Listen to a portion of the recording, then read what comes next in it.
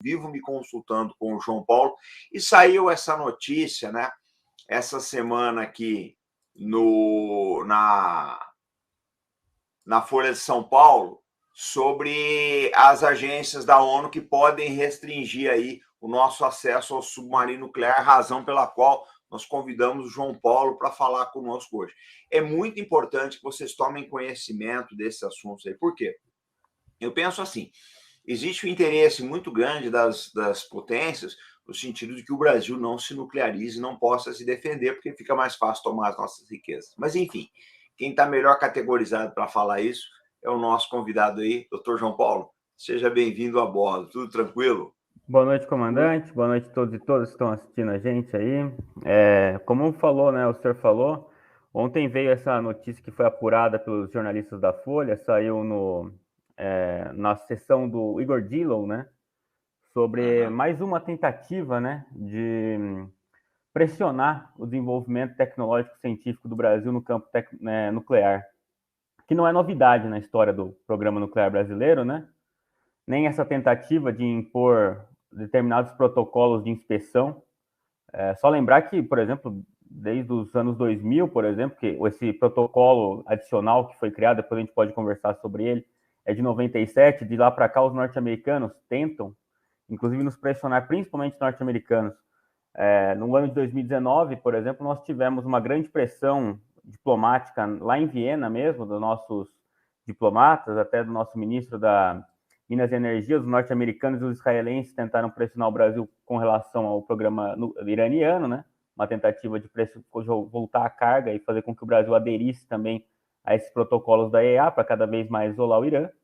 E o Brasil convive com essa dificuldade. A diplomacia brasileira, né, sempre foi muito reticente a qualquer tipo de protocolo dessa natureza, que a gente vai falar, que impõe grandes problemas para o futuro do desenvolvimento do programa nuclear brasileiro e atinge diretamente o nosso principal artefato estratégico, que é o submarino Álvaro Alberto, que está em construção e que o Brasil, embora a imprensa internacional inteira tenha sido mais, digamos, falado muito mais da Austrália, o Brasil vai se tornar o primeiro país a não ter bomba nuclear a ter um submarino de propulsão nuclear.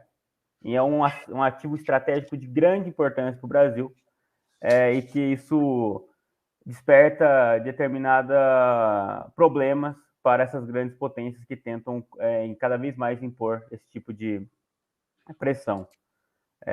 O senhor prefere que eu comece falando?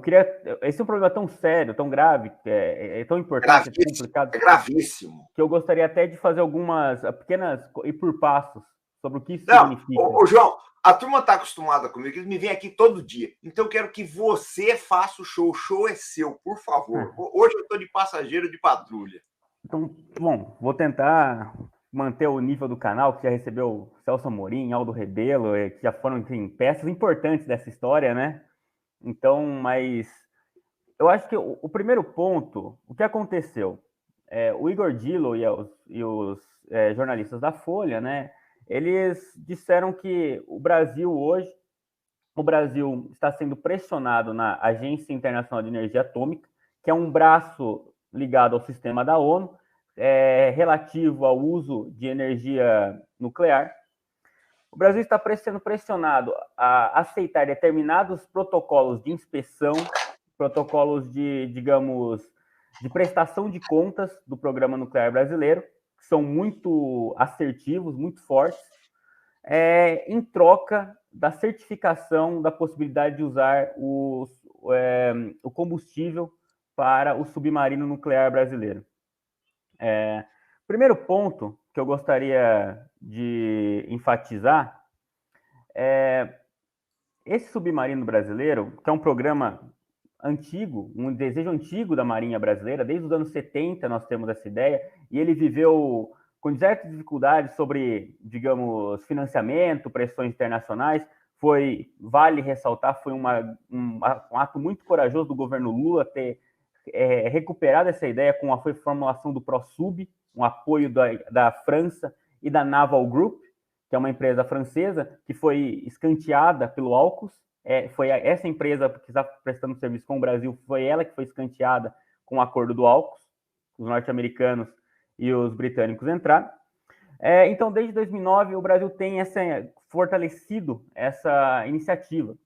O nosso submarino, o Álvaro Alberto, ele não é um submarino munido de armas nucleares.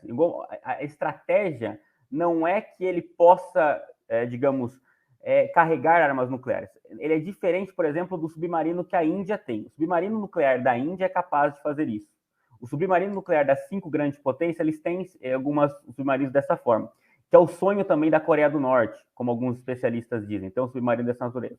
O submarino brasileiro, ele é um submarino de propulsão nuclear. Ele vai ser acoplado a um mini reator de urânio enriquecido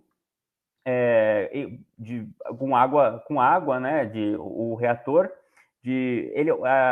O combustível que é utilizado é um urânio de baixa teor de enriquecimento, ou seja, não é um urânio que é muito fácil de se utilizar para a produção de bomba nuclear, ou seja, a dados do governo federal dizem que vai ser o mecanismo de 5 ou 8% de enriquecimento para fazer uma bomba de 90%. Então, não infringe nenhuma regra internacional. E o Brasil tem investido grandes recursos, não só para a instalação, para a formulação desse submarino, mas também para, digamos, tocar todo um projeto com os franceses, que também teria esse submarino mais 4 submarino a diesel, e que servem para fazer o patrulhamento da nossa Amazônia Azul, né, na fauna e flora que estão no limite litorâneo do Brasil, bem como resguardar também os nossos recursos naturais, né? Lembrar que o Brasil, os recursos naturais do litoral brasileiro sempre foram alvo de cobiça das grandes potências. Os franceses têm aquele caso da Guerra das Lagostas, né? Que eles iam pescar aqui, inclusive. Então, sempre foi alvo de grande cobiça. E a nossa tecnologia nuclear, isso pouca gente conhece, as empresas que estão instaladas aqui, elas sempre tiveram grande capacidade de atuar nessa área. Não sei se as pessoas sabem, o primeiro submarino nuclear, de propulsão nuclear do mundo, dos norte-americanos, usou peças produzidas por empresas brasileiras. A Orquima, por exemplo, essas empresas que depois foram englobadas pelo acordo com a Alemanha, foram estatizadas, elas forneceram peças, ligas metálicas para a formulação. Então, os norte-americanos sabem das potencialidades que os brasileiros têm em utilizar sua capacidade técnica científica para a produção de artefatos de extrema sofisticação.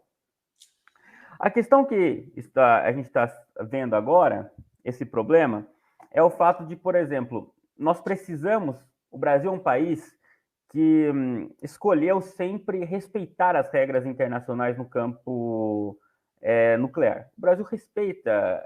João, mas a gente sofreu umas pressões para respeitar... Exatamente. Mas o Brasil sempre teve uma posição digamos, de contramão, apoiar a IEA. Ajudou a criar a IEA, mas o ponto que eu quero chegar é o fato que nós sempre respeitamos, mas eles sempre cobraram mais da gente do que respeitar. A cobrança sempre foi... Nunca nós fomos premiados por respeitar, entende? É esse ponto que eu quero chegar. Nós respeitamos... As pressões que nós estamos sofrendo hoje, comandante, os indianos não sofreram. Os indianos que não respeitam as regras, que não aceitaram o TNP, eles não sofreram essas pressões que nós estamos... Então, veja como esse mecanismo das grandes potências, esse regime de não proliferação é falho. O Brasil, ele tenta, então, digamos, sempre fazer as coisas dentro do conhecimento da IEA, sempre no conhecimento da ONU. Então, o Brasil está procurando agora que o combustível que nós utilizamos seja certificado para as negociações com os outros países. Porque, infelizmente, embora alguns lembrem até quando o Sarney foi a público divulgar os resultados brilhantes que nosso programa nuclear paralelo teve em conseguir dominar completamente o ciclo de enriquecimento do urânio, nós não conseguimos fazer isso em escala industrial hoje a ponto de suprir todas as nossas necessidades para Angra 1 e Angra 2.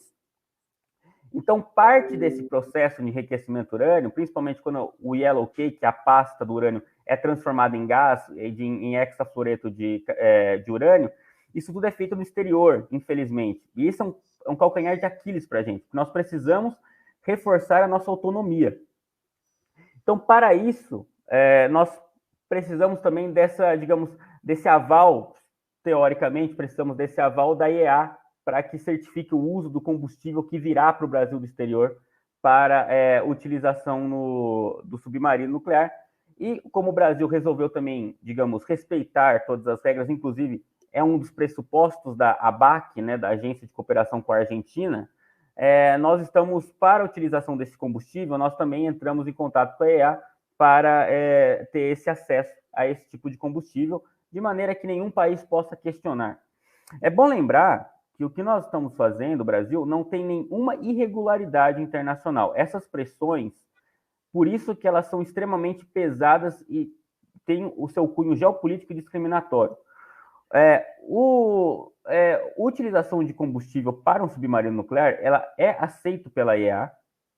Inclusive, teve um grande debate durante a Guerra das Malvinas, quando os britânicos teriam trazido submarinos de propulsão nuclear para cá, para participar da guerra, e os argentinos protestaram porque isso violava o Tratado de Tlatelolco, né? Porque as grandes potências disseram que jamais iriam utilizar artefatos nucleares, armamentos nucleares na região da América Latina, e a IEA julgou que um submarino nuclear não é uma arma nuclear, portanto, o Brasil não está proibido de usar esse tipo de combustível, porque já existe uma regra na IEA, e o Brasil tem grande interesse nesse tipo de submarino, porque, não sei se o pessoal está a par, a eficiência dele é gigantesca, desse submarino. A Economist, uma vez, falou que umas pessoas que foram entrevistadas pela Economist, melhor dizendo, disseram que era maluquice do Brasil, do governo Lula, tentar revigorar esse tipo de acordo. Bom, vindo da Economist também não surpreende, né, João Paulo? Eles não têm. Então, engraçado que os britânicos têm um monte desses submarinos, né? E o Brasil não pode ter. A costa brasileira não pode ser resguardada por um submarino de alta eficiência, né? Que não precisa ser recarregado por meses. É um ativo estratégico. O Brasil é um país de extrema importância litorânea e precisa, óbvio. Enfim, nós temos essa necessidade, necessidade desse ativo. Nada é ilegal, nada que o Brasil está fazendo é ilegal do ponto de vista internacional. Mas há essa pressão agora para que o Brasil se adeque aos protocolos adicionais da IEA.